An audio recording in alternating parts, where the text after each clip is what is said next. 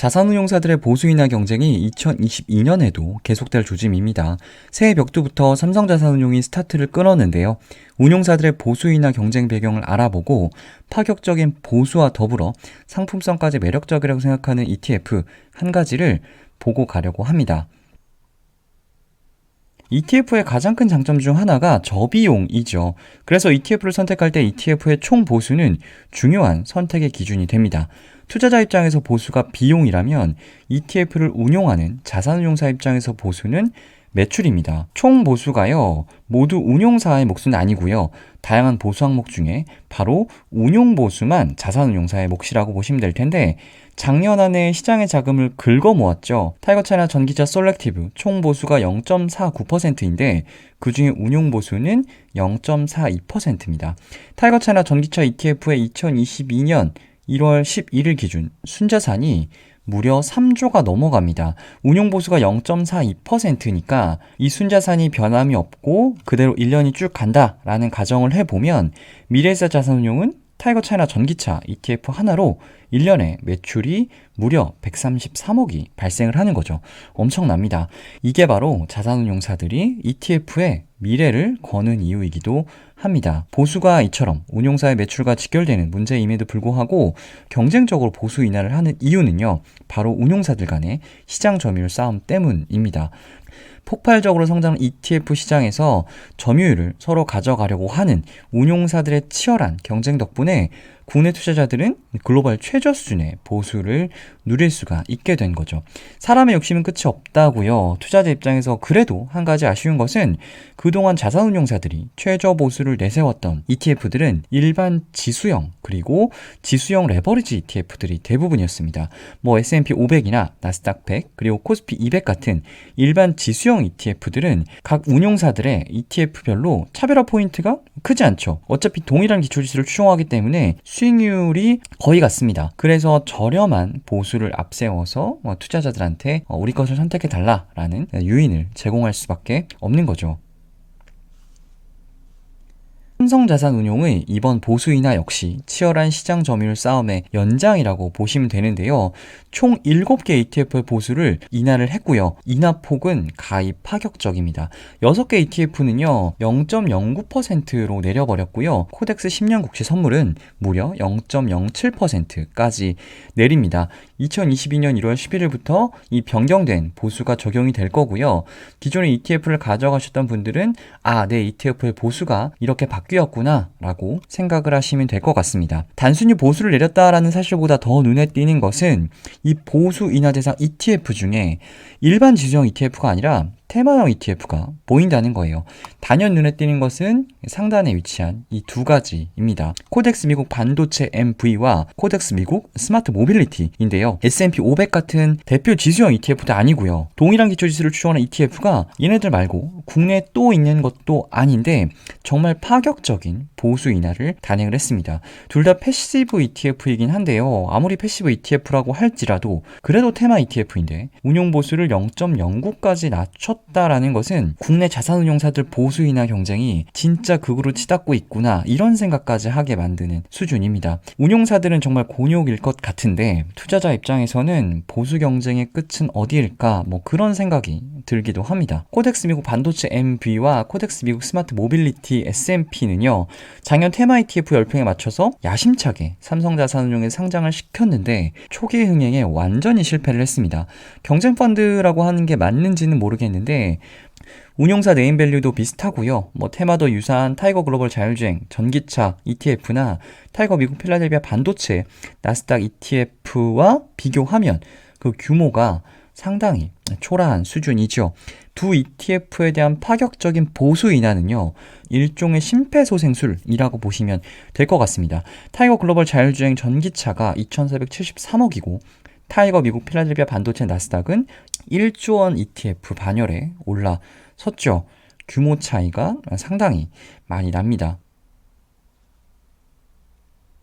코덱스 미국 스마트 모빌리티 ETF는요 상장 시기가 타이거 글로벌 자율주행 전기차 ETF보다 살짝 늦기도 했지만 상장 시점이 그리 좋진 않았어요. 상장 후 수익률이 마이너스 8.5%입니다. 후발주자인데다가 수익률도 그리 좋진 않으니까 흥행이 실패하는 것은 이해가 되는데요. 삼성자산운용 입장에서 흥행 실패가 너무나 뼈아픈 것은 바로 이 코덱스 미국 반도체 MV일 것 같아요. 코덱스 미국 반도체 MV 기초지수는요, 바로 얘입니다. 뭐 아시는 분들은 아시겠지만 한국인들이 사랑하는 반도체 ETF SOXX와 더불어서 글로벌 탑2 반도체 ETF인 SMH와 기초지수가 동일하죠. SOXX는요, 원래는 필라델피아 반도체 지수를 추종하는 ETF였는데 지금은 기초지수가 바뀌었습니다. 아무튼 이 SMH는요, 글로벌 탑1 반도체 ETF인 SOXX와 비교를 하면 순자산 규모가 약간 작긴 한데요. 뭐 이 정도면 작다라고 말하기도 조금 애매한 수준이고, 거래량은 오히려 SOXX보다 더 높은 것을 볼 수가 있습니다. 기초지수가 다르고 기초지수 방법론이 다르기 때문에 두 ETF의 수익률을 비교해보면 특정 구간에서 수익률 차이가 발생하긴 합니다. 그런데 두 ETF 모두 반도체 대표 종목들을 편입을 하고 있기 때문에 중장기적으로는 같이 갈 수밖에 없어요. SOXX와 코덱스 미국 반도체 MB와 동일한 기초지수를 추종하는 SMH의 탑10 종목들을 나란히 놓고 보시면 뭐 브로드컴이나 퀄컴, 엔비디아, 인텔 뭐 쭉쭉쭉쭉 해가지고 상당히 유사한 것을 보실 수가 있습니다. SMH와 SOXX 최근 1년 누적 성과 차트입니다. 특정 구간에서 파란 선과 녹색 선이 살짝 차이가 나긴 합니다만 전체적으로 봤을 때는 유사한 흐름을 보이는 것을 확인하실 수가 있고요. 1개월, 3개월 수익률만 비슷한 것이 아니라 1년, 3년, 5년, 무려 10년치 수익률을 비교해봐도 비슷한 수준입니다.